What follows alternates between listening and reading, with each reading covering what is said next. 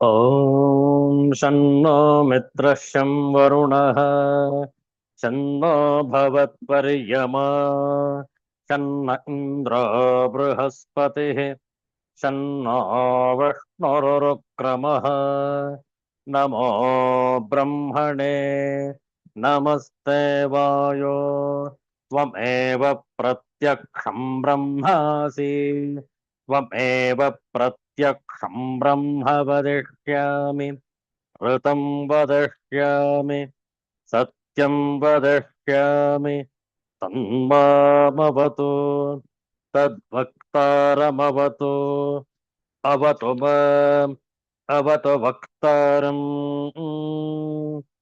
ॐ शान्तिः शान्तिः शान्तिः हरिः ॐ श्रीगुरुभ्यो नमः हरिः ॐ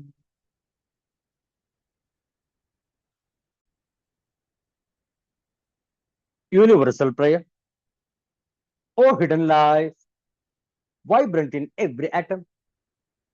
O hidden light, shining in every creature. O hidden love, embracing all in oneness. May each who feels himself as one with thee know he is also one with every other. Om Shanti Shanti Shanti. ಇಂದು ಸ್ಥಿರವಾಸರ ಅಧಿಕ ಜ್ಯೇಷ್ಠ ಮಾಸದ ಶುದ್ಧ ಅಷ್ಟಮಿ ತಿಥಿ ಮೇ ತಿಂಗಳ 23ನೇ ತಾರೀಕು 2026ನೇ ಇಸ್ವಿ. ಇಂತಹ ಶ್ರೇಷ್ಠವಾದ ಶನಿವಾರದ ಮುಸ್ಸಂಜೆಯಲ್ಲಿ ಶ್ರೀ ವಿಷ್ಣು ಸಹಸ್ರನಾಮದ ಮುಂದುವರಿದ 10 ಶ್ಲೋಕಗಳ ಪಾರಾಯಣ ನಮ್ಮೊಡನೆ ತಾವು ಕೂಡ ಪಾರಾಯಣವನ್ನು ಮಾಡುವುದು. ಮೊದಲಿಗೆ ಧ್ಯಾನ ಶ್ಲೋಕ. ಧ್ಯಾನಂ ಶಾಂತಾಕಾರಂ ಭುಜಗಶಯನಂ ಪದ್ಮನಾಭಂ ಸುರೇಶಂ ವಿಶ್ವಾಧಾರಂ ಗಗನ ಸದೃಶಂ ಮೇಘವರ್ಣಂ ಶುಭಾಂಗಂ ಲಕ್ಷ್ಮೀಕಾಂತಂ ಕಮಲನಯನಂ ಯೋಗಿಭಿರ್ಧ್ಯಾನಗಮ್ಯಂ ವಂದೇ ವಿಷ್ಣುಂ ಭವಭಯಹರಂ ಸರ್ವಲೋಕೈಕನಾಥಂ. ಓಂ ನಮೋ ಭಗವತೆ ವಾಸುದೇವಾಯ. ಓಂ ವಿಶ್ವಸ್ಮೈ ನಮಃ. ಭಾರಭೃತ್ ಕಥಿತೋ ಯೋಗಿ ಯೋಗೀಶ ಸರ್ವಕಾಮದಃ ಆಶ್ರಮಶ್ರಮಣಃ ಕ್ಷಾಮಃ ಸುಪರ್ಣೋ ವಾಯುವಾಹನಃ ಧನುರ್ಧರೋ ಧನುರ್ವೇದಃ ದಂಡೋ ದಮಯಿತಾ ದಮಃ ಅಪರಾಜಿತಃ ಸರ್ವಸಃ ನಿಯಂತಾ ನಿಯಮೋ ಯಮಃ ಸತ್ವವಾನ್ ಸಾತ್ವಿಕಃ ಸತ್ಯಃ ಸತ್ಯಧರ್ಮಪರಾಯಣಃ ಅಭಿಪ್ರಾಯಃ ಪ್ರಿಯಾರ್ಹೋರ್ಹಃ ಪ್ರಿಯಕೃತ್ ಪ್ರೀತಿವರ್ಧನಃ ವಿಹಾಯ ಸಗತಿರ್ಜ್ಯೋತಿಃ ಸುರುಚಿರ್ಹುತಭುಕ್ ವಿಭುಃ ರವಿರ್ವಿರೋಚನಃ ಸೂರ್ಯಃ ಸವಿತಾ ರವಿಲೋಚನಃ ಅನಂತೋ ಹುತಭುಗ್ಭೋಕ್ತಾ ಸುಖದೋ ನೈಕಜೋಗ್ರಜಃ ಅನಿರ್ವಿಣ್ಣಃ ಸದಾಮರ್ಷಿ ಲೋಕಾಧಿಷ್ಠಾನಮದ್ಭುತಃ ಸನಾತ್ ಸನಾತನತಮಃ ಕಪಿಲಃ ಕಪಿರವ್ಯಯಃ ಸ್ವಸ್ತಿದಃ ಸ್ವಸ್ತಿ ಕೃತ್ ಸ್ವಸ್ತಿ ಸ್ವಸ್ತಿ ಭುಕ್ ಸ್ವಸ್ತಿ ದಕ್ಷಿಣಃ ಆರೌದ್ರಃ ಕುಂಡಲೀ ಚಕ್ರೀ ವಿಕ್ರಮ್ಯೋರ್ಜಿತ ಶಾಸನಃ ಶಬ್ದಾತಿಗಃ ಶಬ್ದಸಹಃ ಶಿಶಿರಃ ಶರ್ವರೀಕರಃ ಅಕ್ರೋರಃ ಪೇಶಲೋ ದಕ್ಷಃ ದಕ್ಷಿಣಃ ಕ್ಷಮಿಣಾಂಬರಃ विद्वत्तमो वीतभयः पुण्यश्रवणकीर्तनः उत्तारणो दुष्कृतिः पुण्यो दुःस्वप्ननाशनः वीरः रक्षणः सन्तः जीवनः पर्यवस्थितः अनन्तरूपोऽनन्तश्रीः जितमन्युर्भयापहः चतुरस्रो गभीरात्मा विदिशो व्यादिशो दिशः ॐ शान्तिः शान्तिः शान्तिः हरिः ॐ श्रीगुरुभ्यो नमः हरिः ॐ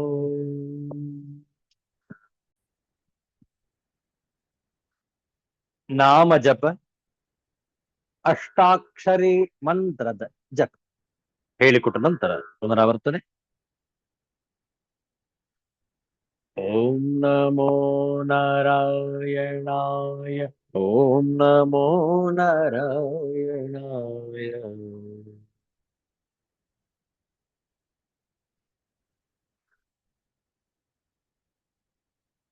ಓಂ ನಮೋ ನಾರಾಯಣಾಯ ಓಂ ನಮೋ ನಾರಾಯಣಾಯ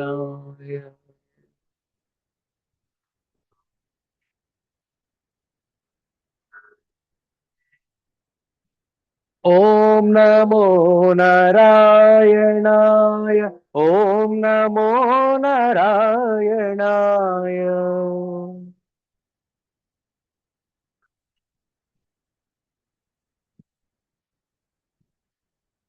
ಓಂ ನಮೋ ನಾರಾಯಣಾಯ ಓಂ ನಮೋ ನಾರಾಯಣಾಯ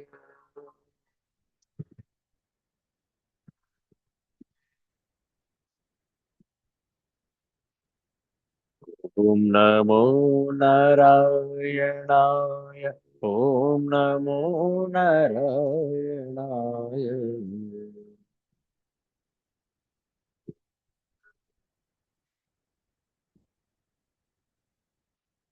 ಓಂ ನಮೋ ನಾರಾಯಣಾಯ ಓಂ ನಮೋ ನಾರಾಯಣಾಯ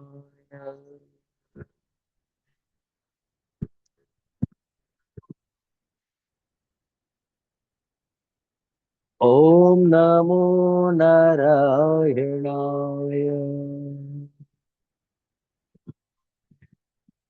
ಓಂ ನಮೋ ನಾರಾಯಣಾಯ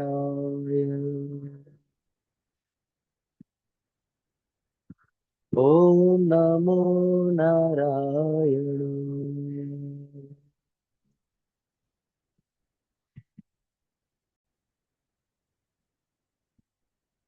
ಅಧಿಕ ಮಾಸದ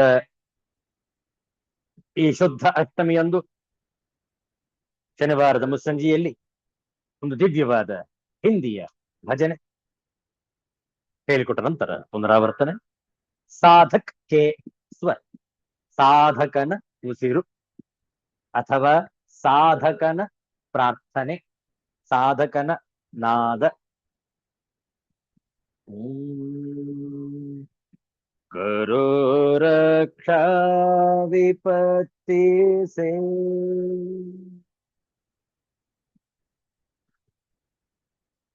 न ऐसे प्रार्थना मेरी,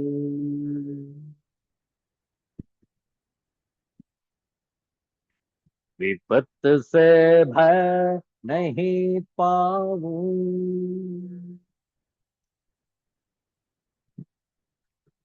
प्रभो यह प्रार्थना मेरी.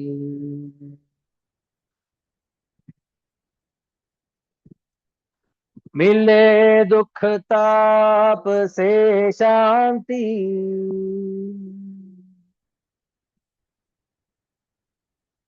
न ऐसी प्रार्थना मेरी,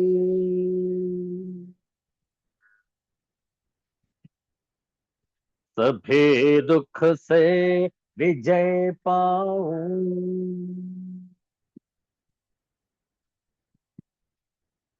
प्रभो यह प्रार्थना मेरी।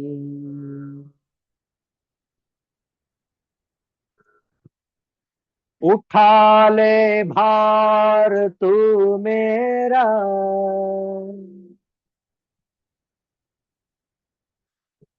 न ऐसी प्रार्थना मेरी।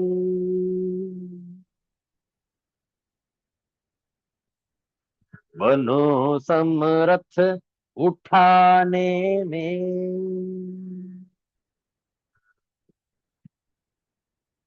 प्रभो यह प्रार्थना मेरी।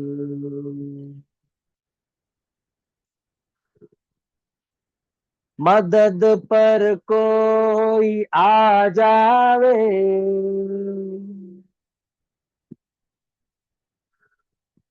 न ऐसी प्रार्थना मेरी।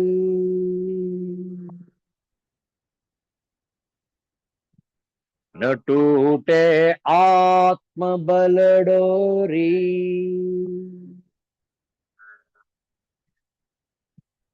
प्रभो यह प्रार्थना मेरी।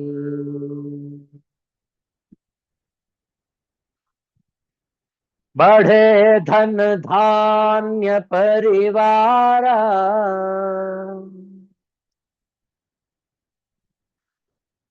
न ऐसी प्रार्थना मेरी।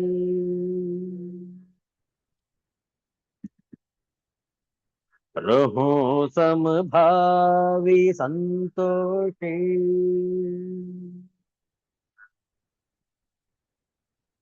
प्रभो यह प्रार्थना मेरी।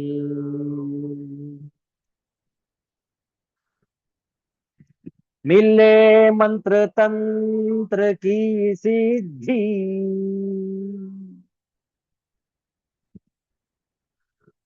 न ऐसी प्रार्थना मेरी।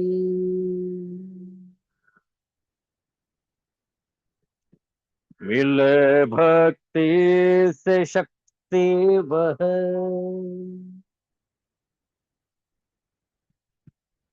प्रभो यह प्रार्थना मेरी।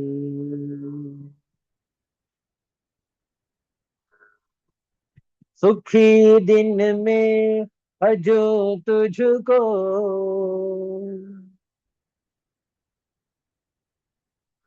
दुखी अंधेरी रात्रि में,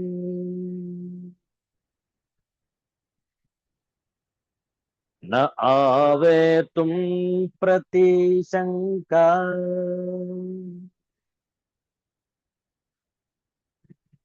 प्रभो यह प्रार्थना मेरी।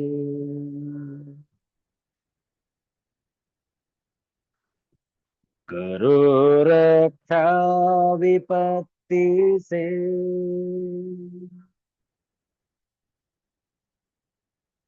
न ऐसी प्रार्थना मेरी।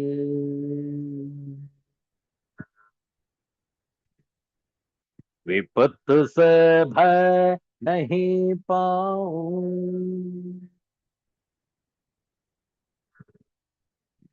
प्रभो यह प्रार्थना मेरी।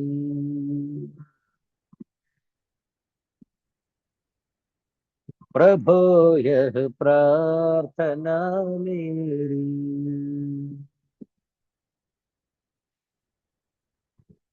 प्रभो यह प्रार्थना मेरी।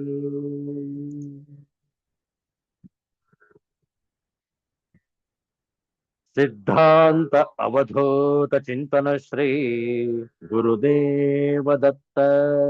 जय जय रघुवीर समर्थ श्री सद्गुरुनाथ महाराज की जय। हर हर नमः पार्वती पतये, हर हर महादेव शंभो। श्रीमद्भगवद्गीतेय सप्तदशोऽध्यायः ಕೆಲವು ಶ್ಲೋಕಗಳ ಪಾರಾಯಣ ಹೇಳಿಕೊಟ್ಟ ನಂತರ ಪುನರಾವರ್ತನೆ. ಓಂ ಶ್ರೀ ಪರಮಾತ್ಮನೇ ನಮಃ.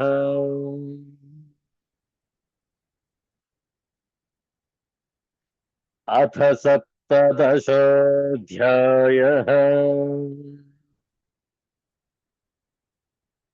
ಶ್ರದ್ಧಾತ್ರಯ ವಿಭಾಗ ಯೋಗಃ.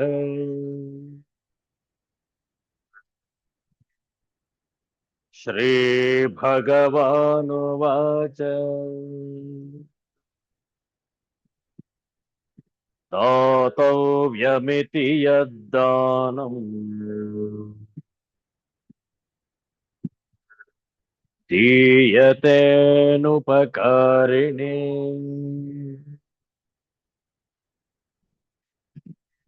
देशे काले च पात्रे च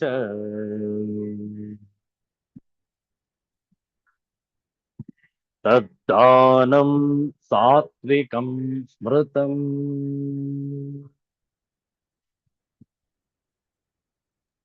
यत्तु प्रत्युपकारार्थम् फलमुद्दिश्य वा पुनः दीयते च परिक्लिष्टम् तद्दानं राजसं स्मृतम्.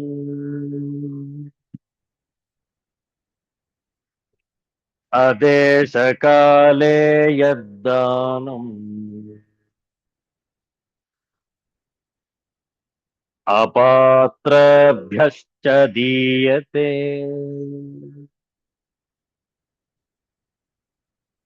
असत्कृतमवज्ञातम् तत्तामसमुदाहृतम्.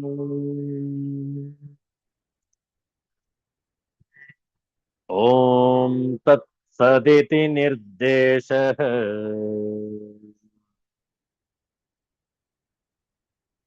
ब्रह्मणस्त्रिविधः स्मृतः.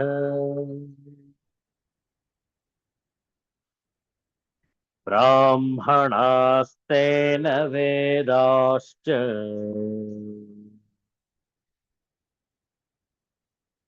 यज्ञाश्च विहिताः पुरा.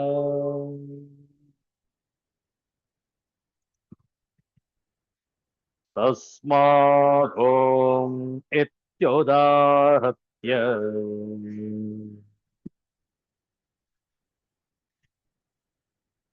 यज्ञदानतपः क्रियाः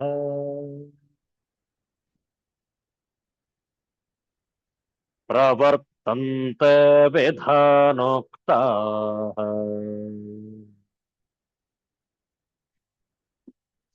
सततं ब्रह्मवादिना.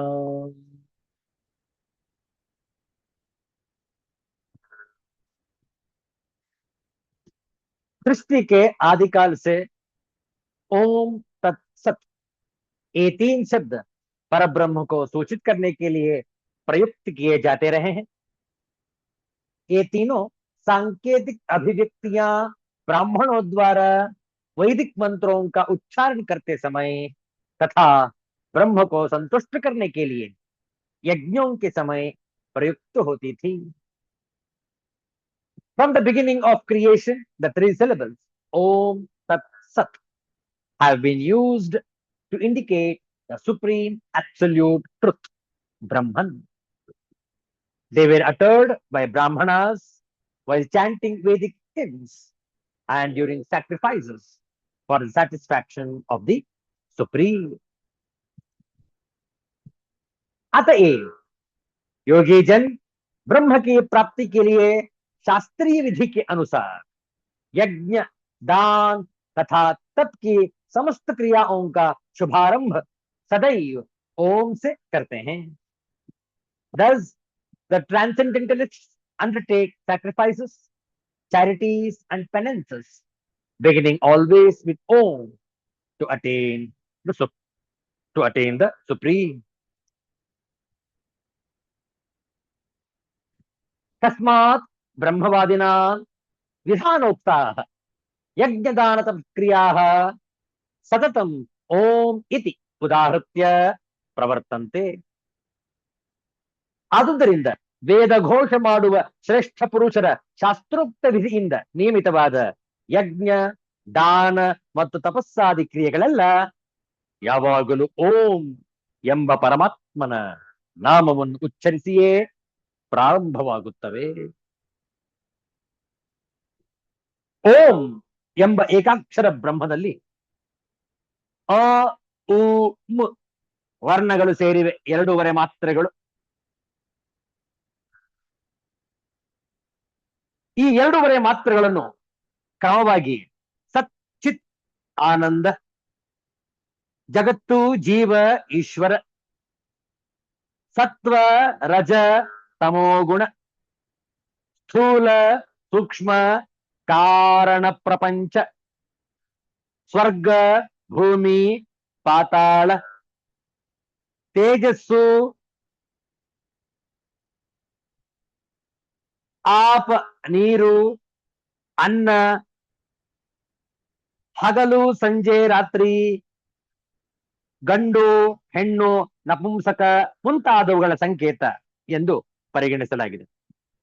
ಅ ಉ ಮ ವರ್ಣಗಳು ಜಗತ್ತಿನ ಸಮಸ್ತ ವಸ್ತುಗಳನ್ನು, ಸಮಸ್ತ ಗುಣಗಳನ್ನು, ಸಮಸ್ತ ಲಕ್ಷಣಗಳನ್ನು ಒಳಗೊಂಡಿವೆ ಎಂದು ಮನಸ್ಸಿಗೆ ತಂದುಕೊಂಡು ಚಿಂತಿಸಬೇಕು. ಓಂ ಎಂಬ ಏಕಾಕ್ಷರ ಮಂತ್ರವನ್ನು ಸಮಗ್ರತೆಯ ಸಂಪೂರ್ಣದ ಪ್ರತೀಕ ಎಂದು, ಶಾಂತ, ಅವ್ಯಕ್ತ, ಸುಷುಪ್ತಿ, ವಿಶ್ವ, ಪರಮಾತ್ಮ, ಪರಬ್ರಹ್ಮ ಎಂದೂ ತಿಳಿಯತಕ್ಕದ್ದು. ಹೀಗೆ ಓಂಕಾರವೆಂಬ ಏಕಾಕ್ಷರ ಬ್ರಹ್ಮನಲ್ಲಿ ಸಮಸ್ತ ಶಾಸ್ತ್ರಗಳ ಸಾರವೂ ಸಮಸ್ತ ದೇವತಾ ತತ್ವಗಳು ಒಟ್ಟಿಗೆ ಸೇರಿವೆ ಎಂದು ಭಾವಿಸಲಾಗುತ್ತದೆ. ಜಗತ್ತಿನ ಪ್ರಾರಂಭವೂ ಸಹ ಓಂಕಾರದಿಂದಲೇ ಆಗಿದೆ. ಆದ್ದರಿಂದಲೇ ಓಂಕಾರದ ಉಚ್ಚಾರಣೆಯು ಪರಮ ಪವಿತ್ರವಾಗಿದೆ. ನೋಡಿ, ಆಚಾರ್ಯ ಶಂಕರರ ಭಾಷ್ಯ ಎಷ್ಟು ಸ್ಪಷ್ಟವಾಗಿದೆ ಈ ಶ್ಲೋಕಕ್ಕೆ. ತಸ್ಮಾತ್ ಓಂ ಇತಿ ಉದಾಹೃತ್ಯ ಉಚ್ಚಾರ್ಯ ಯಜ್ಞದಾನ ತಪಃ ಕ್ರಿಯಾಃ ಯಜ್ಞಾದಿ ಸ್ವರೂಪಾಃ ಕ್ರಿಯಾಃ ಪ್ರವರ್ತಂತೆ ವಿಧಾನೋಕ್ತಾಃ ಶಾಸ್ತ್ರಚೋದಿತಾಃ ಸತತಂ ಸರ್ವದಾ ಬ್ರಹ್ಮವಾದಿನಾಂ ಬ್ರಹ್ಮವದನಶೀಲಾನಾಂ. ಆದ್ದರಿಂದ ಬ್ರಹ್ಮವಾದಿಗಳು ಬ್ರಹ್ಮವನ್ನು ಹೇಳುವ ಸ್ವಭಾವದವರು. ವಿಧಾನೋಕ್ತವಾದ ಶಾಸ್ತ್ರ ಉದಿತವಾದ ಯಜ್ಞದಾನ ತಪಕ್ರಿಯೆಗಳು, ಯಜ್ಞವೇ ಮುಂತಾದ ರೂಪದ ಕರ್ಮಗಳು ಯಾವಾಗಲೂ ಓಂ ಎಂದು ಹೇಳಿದ ಉಚ್ಚರಿಸಿದ ಬಳಿಕವೇ ಪ್ರಾರಂಭವಾಗುತ್ತವೆ. ಉಚ್ಚರಿಸುವುದರಿಂದ ಕರ್ಮವು ನಿರ್ವಿಘ್ನವಾಗಿ ಸಂಪನ್ನಗೊಳ್ಳುತ್ತದೆ ಎಂಬ ಶ್ರದ್ಧೆ ಇದರಲ್ಲಿ ಅಡಗಿದೆ. ಎಂತಹ ದಿವ್ಯವಾದ ಶ್ರದ್ಧೆ ನೋಡಿ.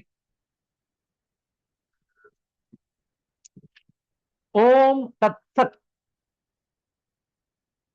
All human activities and endeavors can be classified under the heads ahara, niyata, yajna, dana and tapas. When are we to use the term Om? The term Om is uttered while acts of sacrifice, gift and austerity are undertaken by the followers of higher life. To cherish in our minds the divine awareness and the absolute supremacy of the infinite as expressed in Om is to add purpose and meaning to all our acts of sacrifice, charity and austerity. To invoke in our minds the divine concept of the absolute is to free our personality from its limited fields of egocentric attachments. When a mind is thus liberated from its limitations, it becomes more efficient in all austerities more selfless in all yajnas, and more liberal in all charity.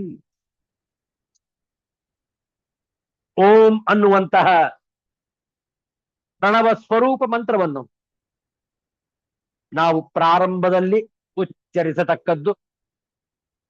ಹಾಗೆಯೇ ಆ ಕಾರ್ಯವು, ಆ ಕೈಂಕರ್ಯವು ಅಂತ್ಯವಾದ ಬಳಿಕ, ಮುಗಿದ ನಂತರ ಮತ್ತೊಮ್ಮೆ ಓಂ ಎಂದು ಹೇಳಿ ಸಂಪನ್ನಗೊಳಿಸುವುದು. ಕಾರಣ, ಇದರ ಸಂಕೇತ ಎಲ್ಲವೂ ಕೂಡ ಭಗವಂತನಿಂದಲೇ ಆರಂಭವಾಗಿದೆ, ಭಗವಂತನಲ್ಲಿಯೇ ಲಯಗೊಳ್ಳುತ್ತದೆ ಎಂಬ ಭಾವನೆಯಿಂದ ಓಂ ಎಂಬ ಪ್ರಣವ ಸ್ವರೂಪಿ ಏಕಾಕ್ಷರ ಬ್ರಹ್ಮದ ಮಂತ್ರವನ್ನು ಉಚ್ಚರಿಸಲಾಗುವುದು. ಆ ಶ್ರದ್ಧೆಯಿಂದ ಮಾಡಿದಾಗ ಅವರಿಗೆ ಆ ಒಂದು ಸೌಖ್ಯವು ದೊರಕುವುದು ಎಂಬುದು ಇದರ ತಾತ್ಪರ್ಯ.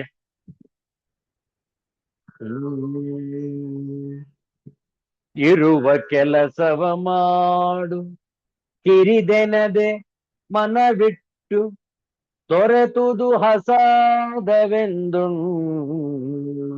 ಒಣಗಿಡದೆ ಧರಿಸು ಲೋಕದ ಭಾರವ ಪರಮಾರ್ಥವನು ಬಿಡದೆ ಹೊರಡು ಕರೆ ಬರಲ್ ಅಳದೆ ಮಂಕುತಿಮ್ಮ ಹೊರಡು ಕರೆ ಬರಲ್ ಅಳದೆ Mankutimma Mankutimma. Do your work with all your heart without feeling sorry for yourself. Do not crib and enjoy whatever you get.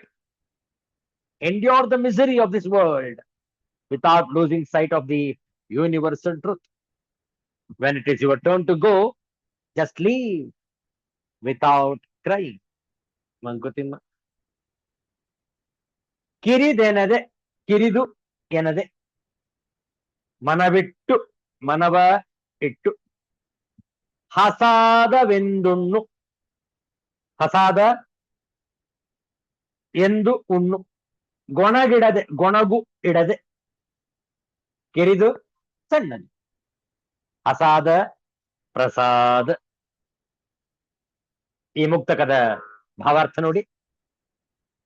ಬದುಕಿನಲ್ಲಿ ನಿನಗೆ ಸಿಕ್ಕ ಕೆಲಸವನ್ನು ಇದು ಸಣ್ಣದು, ಇದು ಸರಿಯಲ್ಲ ಎನ್ನದೆ ಮನವಿಟ್ಟು ಮಾಡು, ಮತ್ತು ಆ ಕೆಲಸದಿಂದ ನಿನಗೆ ದೊರೆತ ಫಲವನ್ನು ಗೊಣಗಾಡದೆ ಆ ಪರಮಾತ್ಮನ ಪ್ರಸಾದವೆಂದು ಬಗೆದು ಸ್ವೀಕರಿಸು. ನಿನ್ನ ಮೇಲೆ ಹೊರಿಸಿದ ಲೋಕದ ಭಾರದ ಭಾಗವನ್ನು ಭರಿಸುವಾಗ ಪಾರಮಾರ್ಥಿಕ ಭಾವವನ್ನು ಬಿಡದೆ ಬದುಕಿ ಅಂತಕನ ಕರೆ ಬಂದಾಗ ಅತ್ತು ಬೇಸರಿಸದೆ ಹೊರಡು ಎಂದು ಬದುಕನ್ನು ಹೇಗೆ ಬಾಳಬೇಕು ಎನ್ನುವ ಉಪದೇಶವನ್ನು ನೀಡಿದ್ದಾರೆ ಮಾನ್ಯ ಗುಂಡಪ್ಪನವರು ಈ ಮುಕ್ತಕದಲ್ಲಿ. ಇರುವ ಕೆಲಸವ ಮಾಡು ಕಿರಿದೆನದೆ ಮನವಿಟ್ಟು ದೊರೆತುದ ಹಸಾದವೆಂದುಣ್ಣು ಗೊಣಗಿಡದೆ ಧರಿಸು ಲೋಕದ ಭರವ ಪರಮಾರ್ಥವನು ಬಿಡದೆ ಹೊರಡು ಕರೆ ಬರಲ್ ಅಳದೆ ಮಂಕುತಿಮ್ಮ ಹೊರಡು ಕರೆ ಬರಲ್ ಅಳದೆ ಮಂಕುತಿಮ್ಮ ಮಂಕುತಿಮ್ಮ ಮಂಕುತಿಮ್ಮ. ಪ್ರತಿಯೊಬ್ಬರೂ ಈ ಬದುಕಿನಲ್ಲಿ ನಮಗರ್ಥವಾಗದ ವಿಧಿಯ ವಿನ್ಯಾಸದ ಪ್ರಕಾರ ನಮಗೆ ದೊರೆತ ಕೆಲಸವನ್ನು ಮಾಡುತ್ತಲೇ ಇರಬೇಕು. ಇದು ಸಣ್ಣದು, ಇದು ದೊಡ್ಡದು ಎಂಬ ಭಾವವನ್ನು ಬಿಟ್ಟು ನಮಗೆ ದೊರೆತ ಕೆಲಸವನ್ನು ಮಾಡಲೇಬೇಕು, ಅನ್ಯಥಾ ದಾರಿ ಇಲ್ಲ. ಹಾಗೆ ಕೆಲಸ ಮಾಡುವುದರಿಂದ ನಮಗೆ ಲಭಿಸುವ ಫಲವನ್ನು ಇದು ಹೆಚ್ಚು, ಇದು ಕಡಿಮೆ ಎನ್ನುವ ಭಾವದಿಂದ ಅಲ್ಲದೆ ಇದು ನಮಗೆ ಸಿಕ್ಕ ಆ ಪರಮಾತ್ಮನ ಪ್ರಸಾದವೆಂದು ಬಗೆದು ಸ್ವೀಕರಿಸಬೇಕು. ಅಷ್ಟೇ ಅಲ್ಲ, ಆ ಜಗತ್ತಿನಲ್ಲಿ ನಮ್ಮ ಪಾತ್ರ ಮುಗಿದು ಹೊರಡುವ ಸಮಯ ಬಂದಾಗ ಗೋಳಾಡದೆ ಹೊರಡಬೇಕು ಎನ್ನುವುದೇ ಈ ಮುಕ್ತಕದ ಹೂರಣ. ಆದರೆ ಹೀಗೆ ಇರುವುದು ಎಲ್ಲರಿಗೂ ಸಾಧ್ಯವೇ ಎಂದರೆ ಸಾಧ್ಯ. ನಾವು ಈ ಬದುಕಿಗೆ ಬಂದಿದ್ದೇವೆ. ಆ ವಿಧಿರಾಯ ನಮಗೆ ನಾವು ಇಲ್ಲಿರುವ ತನಕ ನಮಗೊಂದು ಕೆಲಸವನ್ನಿತ್ತಿದ್ದಾನೆ. ಅದನ್ನು ನಿಷ್ಠೆಯಿಂದ ಮತ್ತು ಸಂತೋಷದಿಂದ ನಿರ್ವಹಿಸುವುದೇ ನಮ್ಮ ಕರ್ತವ್ಯ ಎಂದು ಅರಿವು ಮೂಡಿ ನಾವು ಈ ಬದುಕಿಗೆ ಅಂಟದೆ ಬದುಕಿದರೆ ಇದು ನಮ್ಮದು, ಅಯ್ಯೋ ಇದನ್ನು ಬಿಟ್ಟು ಹೇಗೆ ಹೋಗುವುದು ಎನ್ನುವಂಥ ಪ್ರಾಕೃತ ಭಾವದಿಂದ ಮುಕ್ತರಾಗಿ ಜಗತ್ತಿಗೆ ಬಂದು ಹೋಗುತ್ತಿರಬಹುದು. ಅದನ್ನು ಬಿಟ್ಟು ಇದನ್ನು ನಾನು ಮಾಡುತ್ತಿದ್ದೇನೆ, ನಾನು ಸಾಧಿಸಿದ್ದೇನೆ, ಇದು ನನ್ನದೇ ಶ್ರಮದ ಫಲ, ನಾನು ಹಾಗೆ, ನಾನು ಹೀಗೆ, ನಾನೇ ಸರಿ ಎನ್ನುವ ನಾನತ್ವದ ಭಾವದಿಂದ ಈ ಜಗತ್ತಿಗೆ ಅಂಟಿಕೊಂಡು ಬಿಟ್ಟರೆ ಗಾಯದ ಮೇಲೆ ಅಂಟಿಸಿದ ಪಟ್ಟಿ ಬ್ಯಾಂಡೇಜ್ ಅನ್ನು ಗಾಯ ಮಾಗುವವರೆಗೆ ಹೇಗೆ ತೆಗೆಯಲಾಗುವುದಿಲ್ಲವೋ ಹಾಗೆ ಈ ಜಗತ್ತಿನ ಅಂಟಿಂದ ಬಿಡಿಸಿಕೊಳ್ಳಲಾಗುವುದಿಲ್ಲ. ಈ ಬಾಳು ಆ ಪರಮಾತ್ಮನ ಕೊಡುಗೆ. ಇಲ್ಲಿ ನಾವು ಮಾಡುವುದೆಲ್ಲವೂ ಆ ವಿಧಿಯ ನಿಯಮದಂತೆ. ನಮಗೆ ಸಿಗುವುದೆಲ್ಲವೂ ಆ ಪರಮಾತ್ಮನ ಪ್ರಸಾದ. ಈ ಪ್ರಪಂಚ ನಮ್ಮದಲ್ಲ. ಇದನ್ನು ನಾವು ಎಂದಾದ್ರೂ ಒಂದು ದಿನ ಬಿಟ್ಟು ಹೋಗಲೇಬೇಕು. ಇಂದಾದ ಮೇಲೆ ಬಿಡುವಾಗ ನಾವು ದುಃಖಿಸಬಾರದು ಎಂದು ಅರಿತುಕೊಂಡು ಬಾಳಿದರೆ ಬಾಳುವಾಗ ಮತ್ತು ಈ ಬಾಳನ್ನು ತೊರೆಯುವಾಗಲೂ ನೆಮ್ಮದಿಯಾಗಿ ಇರಬಹುದು. ಇದು ಎಲ್ಲರಿಗೂ ಸಾಧ್ಯ. ಇದು ಎಲ್ಲರಿಗೂ ಸಾಧ್ಯ. ಪ್ರಯತ್ನ ಪಡಬೇಕು ಅಷ್ಟೆ. ವಿರಕ್ತ ಭಾವದಿಂದ ಅಂಟಿಕೊಂಡಿರಬೇಕು, ಇದ್ದೂ ಇಲ್ಲದಂತಿರಬೇಕು. ಹಾಗಿದ್ದರೆ ಸುಖ, ಹಾಗಿದ್ದರೆ ನೆಮ್ಮದಿ. ಎಷ್ಟು ಚಂದ ಇದೆ ನೋಡಿ ಈ ವಿಚಾರ. ಕರೆ ಬರುತ್ತೆ ನಮಗೆ ಎಲ್ಲರಿಗೂ ಕೂಡ ಒಂದು ದಿನ ಈ ಶರೀರವನ್ನು ಬಿಡುವುದಕ್ಕೆ ಕರೆ ಬರುತ್ತೆ. ಆ ಕರೆ ಬಂದಾಗ ನಾವು ಅಳದೆ ಹೊರಡಬೇಕು. ಅಧಿಕಾಂಶ ಜನ ನೊಂದು ನೊಂದು ನೊಂದು ನೊಂದು ದುಃಖಪಟ್ಟು ಹೊರಡ್ತಾರೆ. ದುಃಖ ಪಡುವುದು ಯಾಕೆ ಅಂತಂದ್ರೆ ಎಷ್ಟು ಆ ದುಃಖ ಗಾಢವಾಗಿರುತ್ತೆ ಅಂತಂದ್ರೆ ಎಷ್ಟು ಅವರ ಜಾಡ್ಯ, ಅವರ ಅಂಟು, ಅವರ ಪ್ರಾಪಂಚಿಕತನವಿರುತ್ತೋ ಅಷ್ಟು ದೊಡ್ಡದಾಗಿ ಅವರ ದುಃಖವಿರುತ್ತೆ. ಆದ್ರಿಂದ ನಾವು ಬಾಳುವಾಗಲೂ ಕೂಡ ಅಂಟಿಕೊಳ್ಳದ ಹಾಗೆ ಬಾಳಬೇಕು. ಇದ್ದರೂ ಕೂಡ ಇಲ್ಲದಂತಿರಬೇಕು. ಎಲ್ಲರ ಜೊತೆಗಿದ್ದರೂ ನಾನೊಬ್ಬನೇ ಎಂಬ ಅದ್ವೈತ ತತ್ವವನ್ನು ಅರಿತುಕೊಳ್ಳಬೇಕು. ಕಾರಣ ಈ ಶರೀರವನ್ನು ಪ್ರಾಪ್ತಿ ಮಾಡ್ಕೊಂಡಾಗಲೂ ಕೂಡ ಅತ್ತಿದ್ದೆ ನಾವು, ಹೌದಲ್ಲ? ಶಿಶು ಗರ್ಭದಿಂದ ಹೊರಬಂದಾಗ ಅಳಲೇಬೇಕು, ನಿಯಮ. ಅಳದಿದ್ದರೆ ಅಳಿಸಬೇಕು. ಈ ರೀತಿಯಲ್ಲಿ ಅಳುತ್ತಾ ಜಗತ್ತಿಗೆ ಬಂದಿದ್ದೇವೆ. ಸಾಧನೆ, ಸಂತೋಷವನ್ನು ಅನುಭವಿಸಿ ತೃಪ್ತರಾಗಿ ಹೊರಡುವಾಗ ಮುಗುಳ್ನಗೆಯಿಂದ ಹೊರಡಬೇಕು. ಸಾಧನೆ ಮಾಡದಿದ್ದಲ್ಲಿ ಇನ್ನೂ ಕೂಡ ಪ್ರಾಪಂಚಿಕತನವೇ ನಮಗೆ ಹೆಚ್ಚು ಆಪ್ಯಾಯಮಾನವಾಗಿದ್ದಲ್ಲಿ ಹೊರಡುವಾಗಲೂ ಕೂಡ ಅಳುತ್ತಲೇ ಹೋಗಬೇಕಾಗುವುದು. ಯಾವಾಗ ವಿರಕ್ತ ಭಾವದಿಂದ ಜಗತ್ತಿನಲ್ಲಿ ನಾವಿರ್ತೇವೆ ಆಗ ಹೊರಡುವಾಗ ಮುಗುಳ್ನಗುತ್ತಾ ಹೊರಡುತ್ತೇವೆ. ಆ ಮುಗುಳ್ನಗೆ ಈಗಲೂ ಕೂಡ ಇರಬೇಕು. Keep smiling, keep shining. ಆದ್ರಿಂದ ಪಾರಮಾರ್ಥಿಕ ತತ್ವವನ್ನು ಅರ್ಥ ಮಾಡಿಕೊಂಡು ಜಗತ್ತಿನ ರಹಸ್ಯವನ್ನು ಭೇದಿಸಿ ಜನ್ಮದ ಸಾರ್ಥಕ್ಯತೆಯನ್ನು ಪಡೆದುಕೊಳ್ಳೋಣ. ಮುಂದಿನ ವಿಚಾರಗಳನ್ನು ನಾಳೆ ಆದಿತ್ಯವಾಸರ ನಾಳೆ ಸಂಜೆ 7 ಗಂಟೆಗೆ ಸರಿಯಾಗಿ ಮುಂದುವರಿಸೋಣ. ಶಾಂತಿ ಮಂತ್ರ. ಓಂ ಸರ್ವೇ ಭವಂತು ಸುಖಿನಃ, ಸರ್ವೇ ಸಂತು ನಿರಾಮಯಾಃ, ಸರ್ವೇ ಭದ್ರಾಣಿ ಪಶ್ಯಂತು, ಮಾ ಕಶ್ಚಿತ್ ದುಃಖ ಭಾಗ್ ಭವೇತ್. ಓಂ ಶಾಂತಿ ಶಾಂತಿ ಶಾಂತಿ. ಹರಿ ಓಂ. ಶ್ರೀ ಗುರುಭ್ಯೋ ನಮಃ. ಹರೇ ಓಂ. ಮತ್ತೆ ಭೇಟಿಯಾಗೋಣ. ಎಲ್ಲರಿಗೂ ಒಳಿತಾಗಲಿ. ಎಲ್ಲರಿಗೂ ಶುಭವಾಗಲಿ. ಜೈ ಶ್ರೀ ಗುರುದೇವ ದತ್ತ.